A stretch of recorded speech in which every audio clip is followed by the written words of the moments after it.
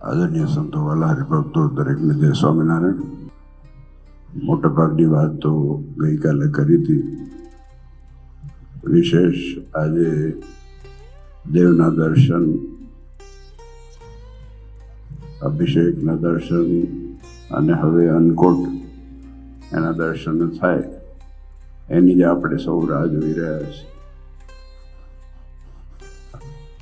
સરસ ઉત્સવ. આજે મહાન સ્વામી તબિયત અવાજમાંથી જ ખ્યાલ આવે છે. દાખલો ઘણો મોટો છે દુનિયામાં બધાનો, સંતોનો, હરિભક્તોનો. એ દાખલો સફળ કરવો મહારાજે કીધું છે. મહારાજે એક ભલામણ આપણને સૌને કરી છે કે ભલા થઈને મારો દાખલો સફળ કરજો.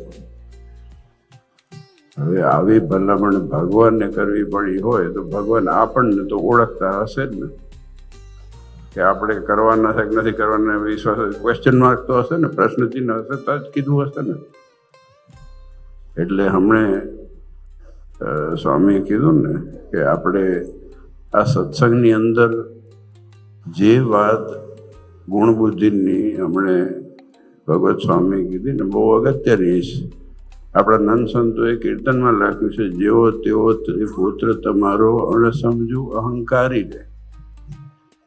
અમે તમારા દીકરા છીએ, એ નથી બુદ્ધિ, અહંકારે છે, એને આય છે, સિંગણ પૂછણ બધું છે, પણ શક્ય હોય અમે તો તમારા દીકરા છીએ. બસ આપણે શરણાગતિ એ મોટી ભક્તિ છે.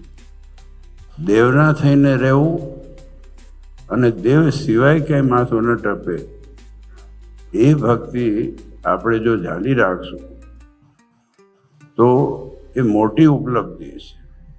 જો માથું આગું પાછું થાય એના માટે સંતોએ કીધું છે, નંદ સંતો. એટલે હું તો એટલું માનું છું કે જે ભગવાન આપણને જડ્યા છે, મળ્યા છે, એ ભગવાનને બ્રહ્માથી મુક્તાનંદ સ્વામી, જે મહારાજના મોટા ગુરુભાઈ હતા, એમને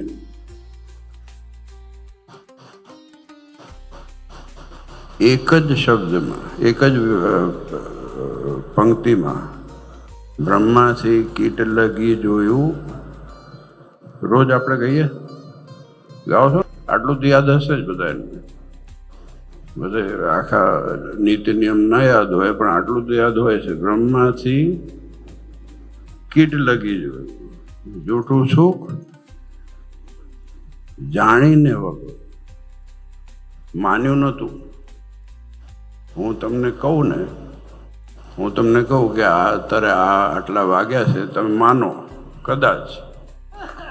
મુક્તાનંદ સ્વામી કીધું કે આ બધું જોઈ લીધું છે અને જાણ્યું છે, અનુભવ કર્યો, પછી નક્કી કર્યું કે આ ભગવાન સિવાય બીજું કંઈ એમાં હવે સ્વાદ આવવાનો નથી. આ અનુભવના અંતે મુક્તાનંદ સ્વામી કીધું છે. જે મુક્તાનંદ સ્વામીની આરતી આપણે રોજ ગઈએ છીએ અને જે મુક્તાનંદ સ્વામી એક વખત મહારાજને પગે લાગવા તૈયાર નહોતા, આ ઇતિહાસ છે. બહુ વિચાર કરજો આપણને શું મળ્યું છે. બસ એનું અહોપણું હંમેશા આપણને રહે. આ નરનારાયણ દેવનો આશરો છોડીને આપણે ક્યાંય બીજું જઈ નહીં. અને આપણા દીકરામાં એવા સંસ્કાર આવે, દીકરીઓમાં, આપણા પરિવારમાં એવા સંસ્કાર આવે કે આ ચરણ સિવાય બીજા ક્યાંય ભટકવાનું આપણે ભગવાન સેજે વિચાર આપણને ના આવે એનું બળ ભગવાન આપણને આપે, એ જ આપણે પ્રાર્થના કરવાની છે. અંતમાં આ પરિવારે જે સરસ આયોજન કર્યું અને મહાન સ્વામીએ, ભગવત સ્વામીએ, ભગતજીએ, બધાએ દેવરાજ બાપાના સરસ ફોટા હતા અને આ પરિવારે જાળવીને રાખ્યું છે. અને બસ આ પરિવાર જોડે ભગવાન હંમેશા રહે અને આપણા બધા, તમે બધાએ જે પરિવાર છે આપણો, તમારા ભેગા ભગવાન હંમેશા રહે, હંમેશા તમારું હિત કરે, રૂડું કરે, મંગળ કરે, એ જ નાના દેવના ચરણોમાં પ્રાર્થના.